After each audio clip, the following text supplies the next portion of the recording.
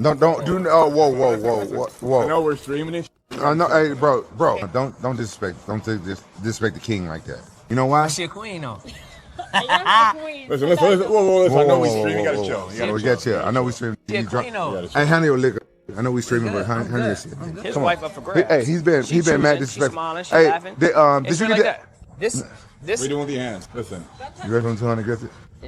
Oh, Dean. All night getting on. Yeah. I was Dean. waiting for that moment. That was a real ass slap, man. Get your ass in the van.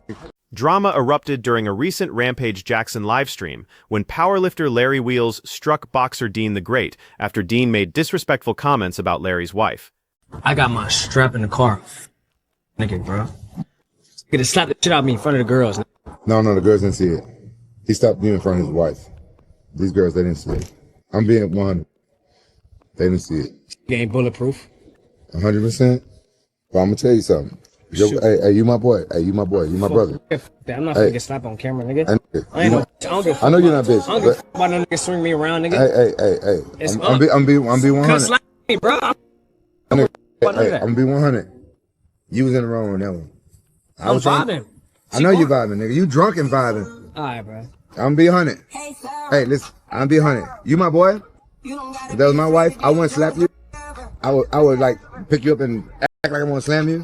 But he ain't us. Tensions reached a dangerous peak when Dean informed Rampage he was armed and pointed out that Larry had no protection, forcing Rampage to intervene and calm the volatile situation. I'll say for me, it's not really about him. This is about me. This is the bigger fight of his life.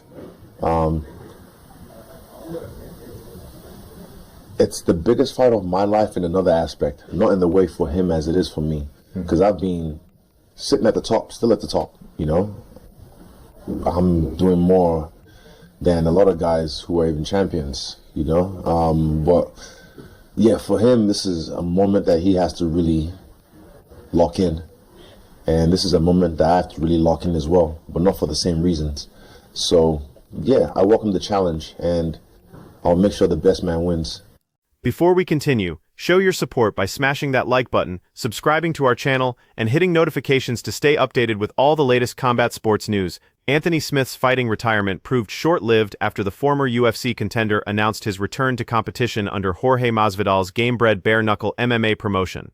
Following 3 consecutive defeats, including his final loss to Roman Dolidze last April, the 37-year-old Lionheart will compete in Masvidal's ambitious tournament format.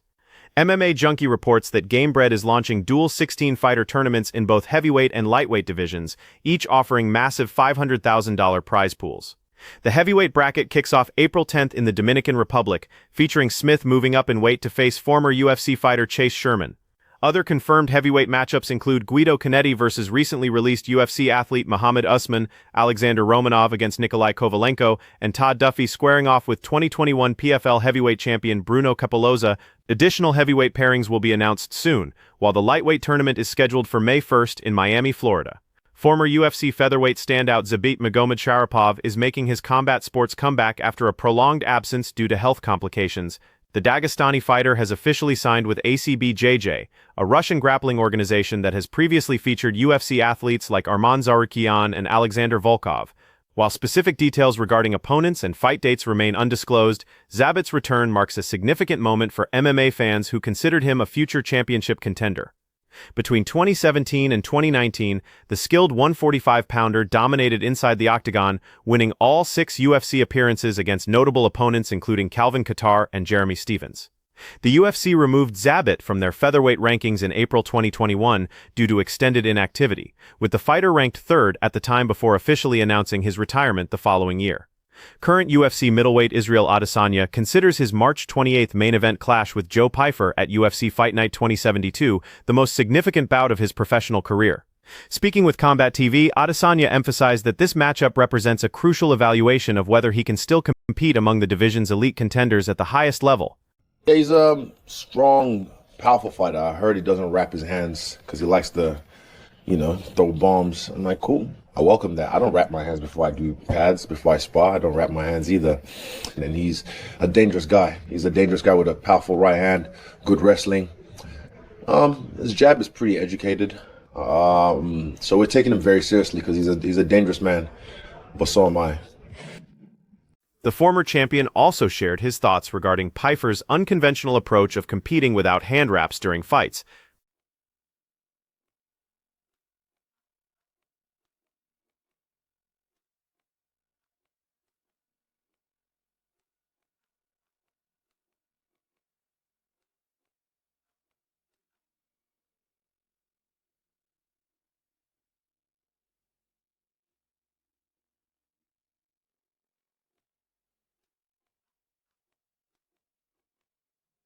Training footage shows Sean Strickland and his coach engaging in their signature body shot sparring sessions, with Strickland momentarily dropping after absorbing an unexpected strike from his trainer. You rate Islam Makhachev? I think this is coming from the wrestling, right? Because your friend Gordon Ryan made some comments about Khabib and who else? And he said the wrestling basically is different levels. If they were competing in wrestling, it's not the same. So I want to know just about Islam. How do you rate his wrestling? And like, if let's say he went and wrestled against some of the best in the world in wrestling competition, do you think that would stand up? You know, because obviously this is MMA, two different sports. Yes. Are we giving him time to train? We'll give him a time to train. He's in Dagestan, brother. He's training all the time. He's training all day. If Islam solely focused on wrestling, he would be a very good 74 kilogram wrestler. I think top 5 in the world. Olympic wrestling gold medalist Gable Steveson offered glowing praise for UFC lightweight champion Islam Makhachev's grappling abilities during an appearance on Submission Radio, stating that Makhachev possesses the technical skills to rank among the world's top 5 wrestlers if he concentrated exclusively on wrestling competition. You know how dumb you have to be? You're talking about the guy who grew up in a jiu-jitsu dojo, who's dedicated his entire life, who was the baddest man walking the planet. He would be faking all this for what? Because of Cyril Gane? No one's scared of Cyril Gane. It's a great matchup for Tom. Yeah, but he struggled for that round. What the f are you talking about? That's why the fights are 5 rounds, dumbass. I do not get it. I don't get it. It's heartbreaking. After 4 months, he's still doing 18 eye exams and counting, 3 different prescription glasses, double eye surgery, 32 eye drops per day, balance loss caused by vertigo, blurry vision, consistent black spot. Double vision makes him sick. He can't drive. He has to have a driver, man. Struggles to use his phone, play with his kids. He misses people's handshakes is what they're saying. Yeah. Like a simple handshake. And remember you mentioned too, like, Dana White will devalue his own product, which doesn't make sense. But that's how powerful Dana White's statement is when he goes like, oh, he didn't want to continue. Here's the problem is what makes Dana great is he shoots from the hip and he's not, so politically correct, right? He just says what he says. And right after the fight, you can see how Dana can say that. But the issue with that is now that gives energy and that gives perspective. So the rest of the UFC trolls jump on that, and now it just ignites the fire on Tom. Yeah. Brendan Schaub expressed disbelief at continued speculation surrounding the legitimacy of Tom Aspinall's eye injury on his Thitok Boy podcast, describing the situation as heartbreaking while criticizing doubters who question the severity of the condition. Schaub directed blame toward Dana White, arguing that the UFC president's previous statements fueled online conspiracy theories and provided ammunition for critics questioning Aspinall's medical issues. Comes out and puts that kind of cryptic post out there saying 1, 2, 3, go. I think it's go time. You think it's him and Cyril Gane? And again, this isn't right because it's like the guy that committed to foul is being rewarded. But again, and this is for anyone. It's the only one that makes sense. Life's not fair sometimes. Yeah. It's not a fair world. You know what I mean? You make your own reality. You make your own fortune. You got to get out of bed every day, and because no one else cares about you. They really don't. And then, whatever faction of life it is, no one cares about you, right? The only person that gives a shit about you, not the government, not people at work, no one. The only person that cares about you is you, your wife, your kids. You got your little family unit, and you focus on you guys. And so it sucks for Tom, but I would say that right now Cyril Gane is the man because he was fighting for the undisputed belt. He was doing well.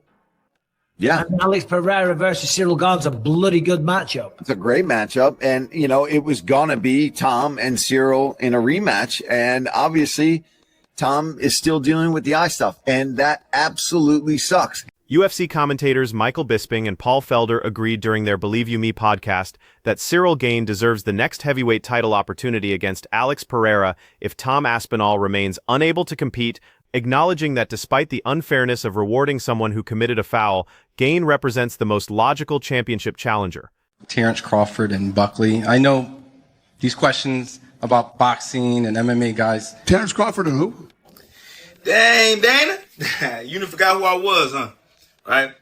You done forgot the dude that got, knockout of the year 2020, right? One of the most viral knockouts known for the UFC. You forgot one of the guys that you said, hey, man, this is the dude to watch out for in 2021, right? With Hamza and Kevin Holland. You forgot that this is one of the guys that went on that 2024 crazy streak, right? In a new weight class at welterweight, knocking out 3 ranked opponents. You forgot that this was one of your most viral fighters that always get his name clipped and mentioned in everything he do. Look, Dana, it ain't nothing personal, bro.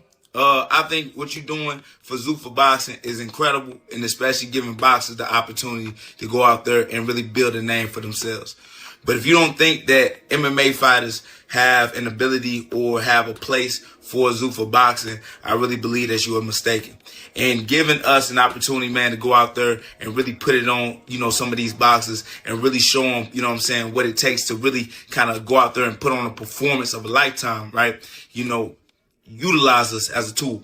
Because one thing is kind of crazy to me, right, that you say that we can't compete in Zuffa Boxing, but you saying that these basketball players and these football players. I think it's awesome that these guys want to try to fight. Which I seen them train, bro. Here it is right here.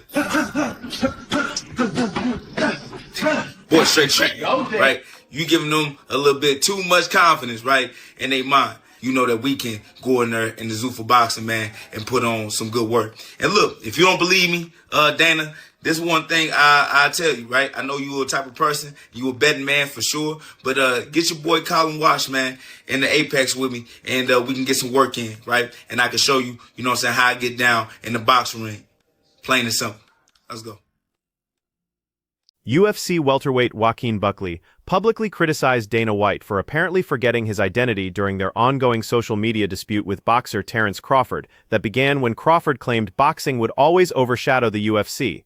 After Buckley responded and Crawford called him clueless regarding their hypothetical street fight outcome, Buckley challenged the boxer to an actual confrontation with specific location and date details, but White dismissed the situation at a recent Zuffa Boxing press conference, prompting Buckley to release a video expressing frustration over what he perceives as preferential treatment given to fighters like Conor McGregor for boxing opportunities. The third-place internet meme of the week comes courtesy of Rishi Extraordinary's social media post.